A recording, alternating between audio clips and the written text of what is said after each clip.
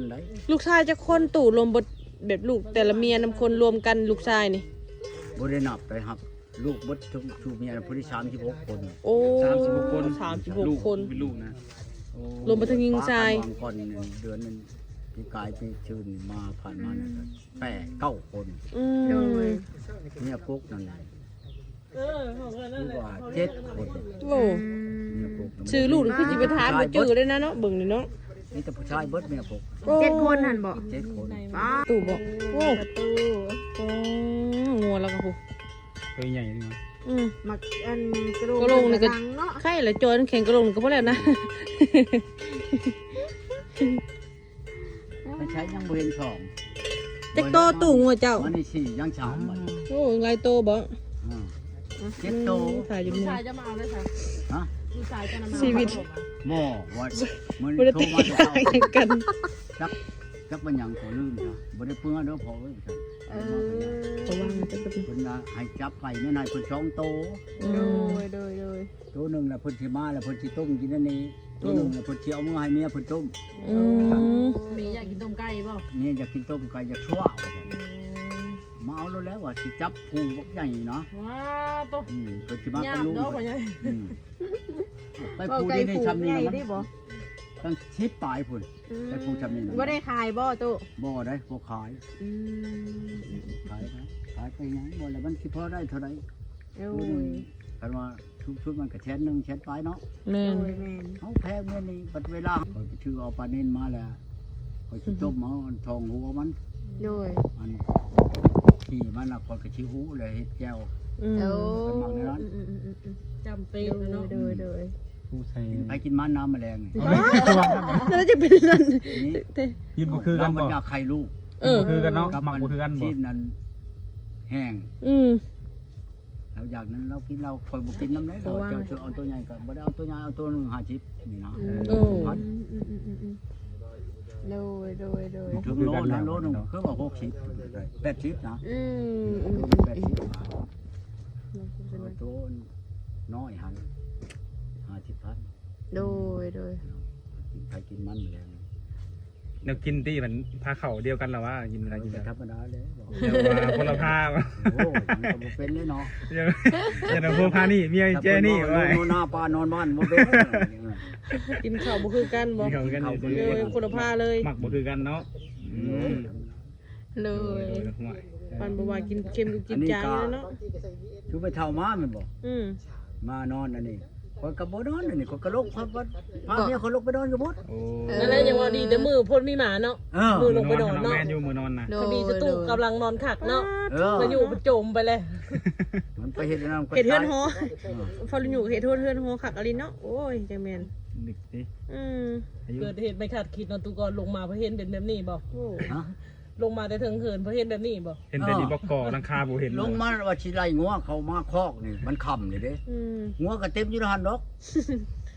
มันไปเบิ่งเฮ้ยเอาแล้วเพิ่นเมียลงมาเฮ้ยขึ้นไปแล้วบ่มันไม่ยังเฮ็ดมันน่ะเอาไปลบที่นี่แล้วบ่ใครว่าค่อยมั่งก็ค่อยก็อยู่น้ำใจกันกับเจ้าอยู่เทิงสิ จะบ้างอันไหนบ่ นี่มั่งได้ไว้ว่าแท้ โดย เฮาสินอนน่ะใช่เอาก็นอนในแล้วของทางในมันบ่ได้เหียมันบ่ได้เสียได้บ่ ไม่โหบ่ตุกอนจะไม่เข้าไปเบิ่งบ่ บ่ได้หัวได้ มาทางกลางก็ไม่ปืดบ่ปืดแต่ บ่ได้เสียจังได๋หลังในนั่นคือเก่าเบิด ดีแต่ มันมาเชียร์แต่ชองเชียร์นี่นะตัวเฮ็ดใหม่นี่เอาแล้วจังหวะ ไม่เป็นนั่นนี่เนาะ แท้กะว่ามันนั่นมันชันเนี่ยมันสิปิวที่ทางออกไปได้ก็ยังใครอยู่มันเฮ็ดหลังนี่ก่อนนี่ค่อยชงใจหลังอันเขาเฮ็ดใหม่นี่เพราะมันมุ้งมันกลายตัวนั้นได้ไปบ่นี่ตัวนี้มันทั้งบ่นี่คือมาตัวนั้นมันก็ลงแล้วบัดนี่ของเต้าตอกใช้อันนั้นเด้ตอกใช้ตัวเก่านั่น โดย นี่มาแล้วตัวมันบ่ทันมายังชาม งัวบ่ งัวมาครบเบิดแล้วบ่บัดนี้ ยังซ้ำบ่บัดนี้ เบิดแล้วบัดนี้ มันไม่ซื้อเนาะ ยังช้องมันยังบ่เห็นลูกมันน่ะ โดย ยังบ่เห็นลูกมันช้องตัวน่ะติดแต่แม่มันมาเลย แล้วเนาะเพิ่นเป็นคนที่อายกล้องไม่ลงมาแต่ทางเหิน ต้องให้เวลาเพิ่นจักหน่อยน้องตูเนาะ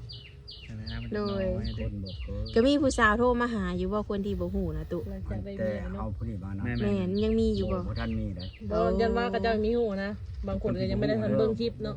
เฮาก็บ่แม่นเด้อที่นี่ผู้ชาวบ่นั่นนะ อืม บ่มีดอกผู้ชาวนะ นี่แต่ว่าเว้าหยอกเว้าหยังกันธรรมดานะเขาก็บ่โทรมาแล้วบ่แม่นว่าเขาก็สินั่นเนาะ โด ธรรม ย ดาคันเฮาผู้หญิงนี่คันเฮาบ่โทรเขาก็บ่ชูโทรมาหาได้ แม่นแม่น มันเป็นอย่างนั้นเนาะ โด มี ย แต่เฮาอยากถามอยากรู้ทางก็โทรไปเนาะ มีแต่เฮาโทรไปหา อืม คันว่าเขาสิโทรมาหาเฮาโอ้ยเคยเห็นเนาะ นอกจากมีเวียกจำเป็นอันนี้จะยังโทรมาแมันบ่ เออ โดยอืมอยู่ห่างอยู่นะ มีกระจ่ออันยามไม่ได้เห็นหน้าในตู้นี่ก็เนาะจ่อเข้ามาได้นี่เป็นอะไรรถไถยังคือเก่าบ่ที่ได้คือเก่าบ่รถไถตั้งแต่เบาแหล่ แต่ ที่ เบาแหล่ ได้ ที่ผุดก็บ่ทันที่จะเกิดเลย อืม หากมันก็บ่นั่นดอก มัน เพ เป็น ราะมันบ่ได้ เนาะ ตายได้หยัง อื เด้ ม ทิศก็สบายอยู่ดอกยามันแต่ว่ายังบ่ทันเบิ่งได้ตัวใดเสียตัวใดยัง ยันว่าเปลี่ยนลีนบ่ยังบ่หันหน้าแบบเซ็กเครื่องเบิ่ง มื้อนั่นแหละมื้อที่ลงเฮ็ดนี่ก็สิให้ลูกชายมาแตะพุ่นกับลูกมัน สองคนน่ะเป็นชามเลย เขาจะเอารถมาแต่พูดคันหนึง โด รถ ย มันยังรถไถนี่บ่ รถไทยนี่แหละ โอ้ เครื่องยอดเขาก็จะมาแต่พุ่นเนาะ ยอด ยอด บ่ บ่ปีนี้ ยอดเอาได้ เอ็ดสองคนพ่อแม่นี่บ่ เอากันสองคนนี่แหละ บ่ยันว่าแบบลูกหลานจะมาเอ็ดหั่นนะ บ่มีเขาไม่เท่ากันยังแต่น้องผู้เดียว บ่ยันว่าอันน่ะยันว่าน้องทางเจ้านี่นะมาเอ็ดยันว่าหลานจะมาเอ็ดนี่แม่นบ่ เอาบ่ได้ไป จะ ทุ ได้ นี้เขาก็บ่มีผู้เฮ็ดแหละ เออ ลูกเคยมันก็ไปลูกชายมันก็ไป ใช้ดอกหยอดเนาะ อืม หยอดมันก็สิ แต่ยังแต่มันบอกแล้วมันว่าบ่ได้เฮ็ดนั่นน่ะบ่เอ้ยมันว่าคันนั้นมานอนได้เถอะมานอนได้ อืม กลางคืนน่ะมันมานอนเด้ เฮาคือบ่ มันว่ามาเฮ็ดได้นี่บ่ได้เฮ็ดมันว่าปีนี้จังว่าสิโทรเอาลูกชาย ลูกชายเจ้าอันโตบ้านโฮเหมืองนะ เฮาไปเฮือนมันน่ะ เอา วัน มา นั้น เอ็ด กับ ซ ลู อย ก บ่ มันสิมาเฮ็ดให้ มาไทยมาขาดเนาะ มาไทยแปลว่าผู้ไทยไปแล้วนะ โดย หยอดอันนี้บ่ ผู้อันยอดไปน้ำหลังเลย แม่นไว้ เอารถมาแต่พุ่นคันหนึง รถสองคันเนาะแม่นอยู่ สอง ไว้ คัน นั่น นะ นะ กับรถตัวเองนี่แน่สนะ นาตู้ก่อน ที่ เพ ย ราะ อด ว่า เอาให้เขาที่ยอด ลายเนาะ กว้าง ตะกี้ตัวเองว่าเช็ดเอาเครื่องลูกไปพุ่นระยะได้จักร้อยว่าถึงหรือว่าสิ50แล้วแต่มันสิได้นั้นได้จำได้ก็เจ้าไม่เท่าคนว่าให้เฮ็ดเบิดโลดสิมาเกี่ยวสิมาเกี่ยวเพิ่น ยี่หัวตัวมาเกี่ยวนี่มันแหละไปเฒ่ากันได้ปู บริดำเนาะหยอดเนาะไม่ได้ ไม่เท่ากันยังหนุ่มมาเลยแล้วมันไม่เท่าได้ โอ้ จะปีไม่เท่านะอยู่จะปีหูอีกบ่ 53 50 โอ้ เท่ากันกับอันมีอัน ผู้นี้เท่ากว่า อืม เป็นยังนุ่ม อืม ไม่เท่า53ตู้70กว่าบ่ หกบ่ 69 โอ้ โอ้เกือบ70 โดยแหนมตังไข่ไม่ได้คือเท่าได้น่ะ เนี่ยนะชาวบก แหนมมื้อเช้านี่จะลงแล้วก็กายประตูได้หนึ่งกายประมาณกกซ้ำซาเนี่ยแหนมแบบประเดียวตู้ก็เลยบ่ได้ฝากกลับไปเลย เซนติเมนต์มาถ่ายอยู่ในอ่างว่างนะถนนเนาะ แม่นกำลังมาไปเพื่อเห็นเมย์เพื่อเป็นผู้ขับรถลูกเป็นผู้ซ้อนท้ายก็พอ สบายได้เนาะตู่เนาะเอาเมียมาคุ้มได้เนาะ ใครแล้วไม่แห้งแล้วบ้าน 2คน ได้ลูกซองเลยเนาะ ยุดเท่านี้บ่บัดนี้ แกงแรงลาย ยุดเท่านี้แม่นบ่บัดนี้ ว่าแน่นั่นแหละ โดย ไปเบิ่งดูเพื่อนบ่คือเก่าได้ เป็นอะไร เราเห็นเราแปลงโปรแปลงมันหกกันเนาะ โอ้เห็นแล้วบอกกระปุกประเดะนะบัดนี้ ฮะ เห็นแล้วบอกกระปุกประเดะบัด เห็ นี้ นแล้วบ่จักว่ากันเด้อเขาบ่เคยเด้บ่เอาแต่นั้นบ่เคยกินฮอดปลาแดกเขา สำคัญกับไปอันเหนือแล้วไปบ้านนั้นเมืองน้องกันแหละอันนั้นก็บ่มีฮอดปลาแดก เจ้าเห็นใส่เกลือแทนบ่ ผัดอันลูกสาวเพิ่นมานี่ก็บ่แห้งสิเชิงสนั่นอยู่เลยเนาะ เออ พอเพิ่นสิบ่ได้นอนเนาะเจ้าสิบ่ได้หยอกกันอีกแล้วว่าลูกจะยันๆๆๆ ดูในวัยในชั้นลูกเนาะ บ่ได้ขี้ดื้อซ้ำลูกสาวสองสาว น้อยนะ บ่ประตูทั้งประตูก็คิดสิเอาลูกอีกอยู่บ่ อันใด กับเมียคนนี้อยากได้ลูกอีกอยู่บ่ มันก็ได้แล้วเนาะ แล้วคิดอยากได้อยู่บ่ ยังหนุ่มอยู่ คิดอยากได้อยู่บ่ เอ้าก็บ่ได้ว่าขึ้นแล้วก็เชียวสิเอา เอา ดี ดี เนาะ เนาะ โอ้ เอาไว้นี่บ่ ก็บ่ว่าเนาะเชียวหลายเอาจักคนจักได้ไปในกระยา แม่น ลูกเราก็มีเลยเด้ช่องเลย แม่นอยู่เนาะ คนสองคนเนาะ คนนึงก็ เอาเป็นผู้ชายซะนะตัวเนาะ อืม แม่นอยู่เป็นผู้ชายซะเนาะ บ่ได้เบิ่งแยงเฮานี่แหละเฮ้ย โอ้ขับรถไทยอีกแล้วบ่ ลูกเราก็แม่นอยู่ดอก น่าพอหลายซะ เฮาคือกัน โด ค่อย ย เอาเมียขวัญแล้วว่าอันบ้านโนนหม่องนี่ลูกสาม อู้ น้อยนะมียิงสองผู้ชายคนหนึ่ง โอ้ โด เขา ย ว่ามันคือโอ้ คอยขายลูกคอยนั่นกว่าเขาคอยเอาแม่มันอีก ให้ลูกบ่ใหญ่กว่า แม่มันนั่นจักลายไปได้ชาวลานกีบเขาได้ไร โดย แต่พุ่นนั่นชาวผลสุดก็ลืมชาอันกระดองแม่มัน อืม กับงัวตัวหนึ่งไปเอาลูกมันหลุดโอ้ยได้ถึงคำได้ถึงเงิน โอ้ งัวผูกทุนอีกควายผูกทุนอีกก็ยังได้เห็นบอกงัวอันควายขายว่ากินโอ้ควายผูกทุนอันลูกคนอันนั้นได้ อืม เป็นควายอันควายชื่อแล้ว อืม ในนั้นได้ ลูกชายจะคนตู่รวมบทแบบลูกแต่ละเมียนำคนรวมกันลูกชายนี่ บริณับไปครับ ลูกบดถึงชูเมียผู้ที่36 คน โอ้ 36 คน 36 คน เป็นลูกนะ รวมไปถึงยิงชาย วางก่อนเดือนนึงพี่กายพี่ชื่นมาผ่านมาเนี่ย8-9 คน อืม เนี่ยกุ๊กนั่นแหละ ของกันนั่ คื น อ แหละ ว่า7 คน โอ้ เนี่ยกุ๊ก ชื่อลูกนี่คือจิไปถามบ่จื้อเลยนะเนาะเบิ่งนี่เนาะ นี่แต่ผู้ชายเบิดเมียกุ๊ก โอ้ 7 คนหั่นบ่ 7 คน ป้าตัวผู้ชายเบิด เมียผู้ที่2ได้3 โอ้ เมียผู้ที่3ได้4 โอ้ เมียผู้ที่4ได้6 แต่ละคนนี่ผู้ยว่าใช่ย่อยเลย 17 คนเมียน อืม โดย มันให้ อืม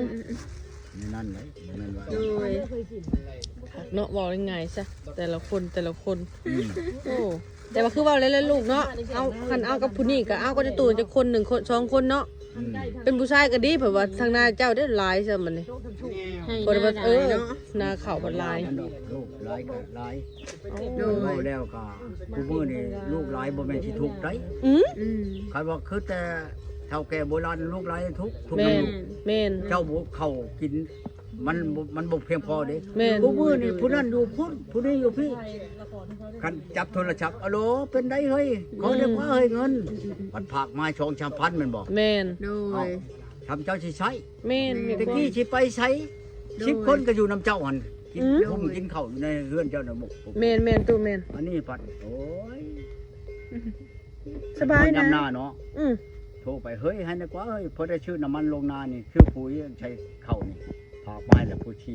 1,000-5,000 โดย บ่ายเนาะ เจ้า พ่อให สิ ญ่ ใช้ เนาะ กูมื้อ เป็น นี่ ไปจะได้ คือตะกี้นั้นเอาโกยเบ่ทันเขาก็ไปเลี้ยงควายให้เจ้าบ่เท่านั้น แม่นแม่นเป็นความ ทุก เลย ข์เนาะพ่อใหญ่เนาะ ความทุกข์ ตนั้นแล้ว ตะกี้นั่นจำกันบ่แม่นว่าเขาแล้วจำกันก็เขาอยู่ภูกูมื้อนี่แหละ อืม มันอยู่ภูนี่ก็ เงินเดือนก็กลัวได้อยู่ แค่นั้น อืม เขานี่ เอาได้ก็อีตัวนั้นไปกินเลยจ้ะได้ อืมเงินความ คนมันบ่คือกัน โอ้ยเนาะเมื่อยเด้อเนาะ